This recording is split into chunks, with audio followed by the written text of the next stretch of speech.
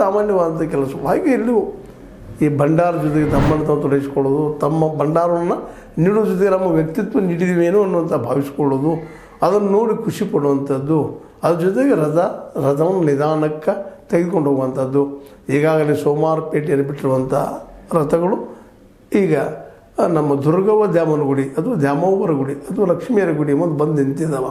ಒಂದು urban bank ಬದಿಯಲ್ಲಿರುವಂಥದ್ದು, ಜೊತೆಗೆ supreme court ಹತ್ತಿರ ಇರುವಂಥದ್ದು, ದೇವಿಯ ಮಂದಿರ ಅಂದರೆ ದ್ಯಾಮವ್ವರ ಮಂದಿರ ಅಥವಾ ದುರ್ಗವ್ವ ದ್ಯಾಮವ್ವರ ಮಂದಿರ ಬಂದು ನಿಂತಿದ್ದಾರೆ. ಇವತ್ತು ಮುಂದೆ ಮತ್ತೆ ಒರಿತಾ ಇರ್ತಾರೆ ಬಾಪನಾ ಕೋಟವರೆಗೆ ಅಥವಾ ಅಗಳಿ ಕೋಟೋ ಅಥವಾ ಲಕ್ಷ್ಮಿ ಕೋಟೋ ಇಟ್ಟು ಕರಿತಾ ಇರ್ತೀವಿ. ಕಾಲಕ್ಕೆ ಹೆಸರುಗಳು ಬದಲಾಗ್ತಾ ಇರ್ತಾವೆ.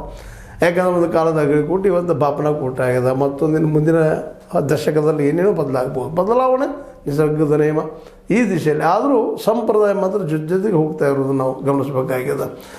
ಈ ಮೊದಲ ನಾವು ನೋಡಿದಂಗೆ ನಮ್ಮ ಬಾಲ್ಯಾವಸ್ಥೆಯೊಳಗೆ ಈ ಜಾತ್ರೆ ನೋಡಿದಾಗ ಭಂಡಾರದ ತೂರಾಟ ಇರ್ತಿರಲಿಲ್ಲ. ಯಾಕಂದ್ರೆ ಭಂಡಾರವನ್ನು ಹೆಣೆಗೆ ಹಚ್ಚಿ ಒಂದು ಕೃತಜ್ಞತಾ ಭಾವದಿಂದ ಇರ್ತಾಯಿದ್ರು. ಆದರೆ ಇವತ್ತು ಯಾವ ರೀತಿಯಾಗಿ ಭಂಡಾರ ತೂರ್ತಾ ಇರ್ತಾರಪ್ಪ ಅಂತಂದ್ರೆ ಒಂದು 2-3-4 ಇಂಚ್ ಎತ್ತರಕ್ಕೆ ಭೂಮಿ ಮೇಲೆ ಬಿದ್ದಿರ್ತದೆ ಭಂಡಾರ.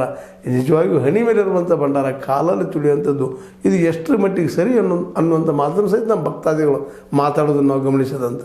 ಭಂಡಾರ ತೂರುವುದು ಬೇಡ್ಕೊಳ್ಳೋದು ಒಂದು ಕಡೆ, ಆದರೆ ಇನ್ನೊಂದು ಕಡೆಗೆ ಇದು ತಪ್ಪಲ್ವ. ಹಣೆಗೆ ಹಚ್ಚಬೇಕಾಗಿತ್ತು ತಾಯಿಯ ಒಂದು ಮುಡಿಗೋ ಅಥವಾ ಪಾದಕ್ಕೆ ಇರಬೇಕಾದ್ದು ಇಡೀ ಜನರ ಪಾದಲ್ಲೇ ಹರಿದಾಡೋದು ಇದು ಇತರ ಸಂಕೇತ ಅನ್ನುವಂಥ ಭಾವನೆ ಸಹಿತ ಅನೇಕ ಭಕ್ತಾದಿಗಳು ವ್ಯಕ್ತಪಡಿಸಿದ್ದನ್ನು ನಾವು ಕೇಳಿದ್ದೀವಿ. ಅದೇನೂ ಇರಲಿ, ಈ ರಥದ ಮಹೋತ್ಸವ ನಿಧಾನಕ್ಕೆ ಬರ್ತಾಯಿದೆ, ಮುಂದಕ್ಕೆ ಬರ್ತಾಯಿದೆ.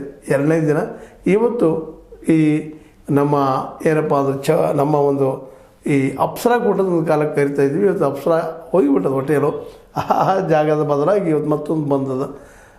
ಹೀಗೆ ಕಾಲಕ್ಕೆ ಹೇಳಿದೆ ನಿಮಗೆ ಕಾಲಕ್ಕೆ ತಕ್ಕ ಬದಲಾವಣೆ ಆಗ್ತದೆ. ಅಲ್ಲಿ ಬಿಡುವಂಥ ನಮ್ಮ ರಥಗಳು ಬಾಪನಾ ಕೋಟೆಗೂ ಅಜಂತ ಕೋಟೆಗೆ ಬಂದಿರ್ತಾರೆ. ನಾಳೆ ಮತ್ತು ಮುಂದಿನ ಪಯಣ, ಒಟ್ಟು 3 ದಿನಗಳ ಪಯಣ. 3ನೇ ದಿನ ಹೋಗಿ ತಮ್ಮ ತಂಗುದಾನಗಳಿಗೆ ಅಂದರೆ ತಮ್ಮ ದೇವಾಲಯಗಳಿಗೆ ಹೋಗಿ ಮುಟ್ಟುವಂಥದ್ದು ನಡೀತಾ ಇರ್ತದೆ. ಆ ಕೆಲವೊಂದು ದೃಶ್ಯಗಳು ನಾವು ಸ್ವಲ್ಪ ಸೆರೆ ಹಿಡಿದಿದ್ದೀವಿ ಅಥವಾ ಕಣ್ಣು ಸೆರೆ ಹಿಡಿದಿದ್ದೀವಿ ಅಥವಾ ಫೋಟೋಗ್ರಫಿ ಮಾಡಿದ್ದೀವಿ. ಅದು ಏನೇನು ಆಯಿತು ನಿನ್ನೆಯ ಘಟನೆಗಳು ಅನ್ನೋದ್ರ ಜೊತೆಗೆ ಇನ್ನು ನಾಳೆ ಏನಾಗ್ಬೋದು ಅನ್ನೋ ಸಹಿತ